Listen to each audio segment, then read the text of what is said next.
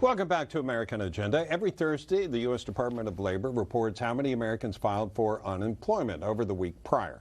That brings us to our tweet of the day. The U.S. Labor Department tweeted that for the week ending on April 25th last week, about 3.8 million people filed for unemployment. That brings the total number of job losses to over 30 million in just about 6 weeks. What will it take to bring our economy back, and how quickly can that happen? To weigh in, let's ask our A-plus panel for the day, HerMoney.com editor-in-chief Kathryn Tuggle and former SEC Division of Investment Management Director Norm Champ. Kathryn, I'll start with you. Are we going to get a quick recovery from this? You know, this is the fourth week in a row that jobless claims have declined. So we have hit our peak in terms of seeing those mega numbers that we were seeing at the beginning of the last 6 weeks. So, I mean, there are bright spots in terms of us finally coming down off the peak, and hopefully we can keep those numbers on a steady decline in the weeks to come. Norm, we have this really odd clash going on in America right now as we're struggling as a nation. We have those protesting, wanting to go back to work, and then we have those who are planning to strike because of the conditions at work. I mean, this is unlike anything that we've ever seen, but we can't underestimate just the amount of suffering and the damage that has been done at this point. That's so true. And I think we really have to think about how do we weigh this kind of damage? 30 million unemployed, as you say, strikes, other folks, wanting to go back to work. How do we weigh that against the disease? The disease is terrible, has claimed lives. But are we going to, how do you balance the two? And I think if we're going to see a recovery here, we've got to start having some concrete measures of how we're going to get people back to work. I don't think this can continue much longer. The peak is past. I agree. I'm really looking for some concrete measures. So, for instance, can those who work at home just stay home? Those who can't, they're going to come back to the workplace, but we're going to start enforcing various rules to make it safer there. It just seems like we've got to get to those plans sooner rather than later. Kathryn, how is it going to be different on the other side? It's a great question. I mean, we're all still waiting for those distance and occupancy guidelines that we're hoping that local and state governments will be coming out with.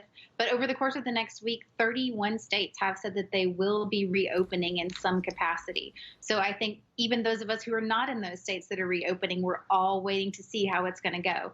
But it needs to go quickly, right? Because 1 out of every 5 people who had a job in February doesn't have a job anymore. Mm-hmm. And that additional $600 a week that was provided on unemployment checks by the CARES Act, that's only good through the end of July. So people who may be saying, oh, well, you know what, I'm making as much on unemployment as I was in my job, that's not going to be the case soon at the end of July. So we have to get those people back into paying jobs that can help them afford their rent and their mortgage payments. Norm, we were just talking about the television industry and so many people being affected, losing their jobs, hoping for work. We know the airline industry has been hit hard. Are there any other sectors or parts of the economy that you're really keeping an eye on that would be a part of these numbers that we're looking at today? So anything where people have to go out and be in large crowds, I just think restaurants, sporting events, concert venues, those places, I don't know, when are we going to get people back in those large crowd situations? Is that going to be before there's a vaccine?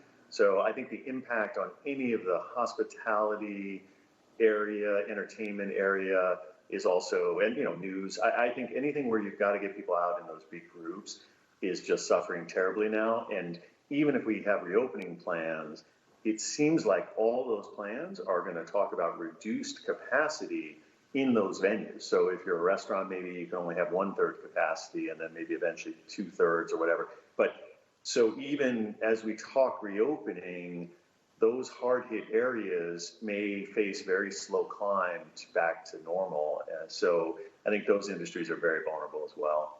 Here's the argument I hear, Kathryn.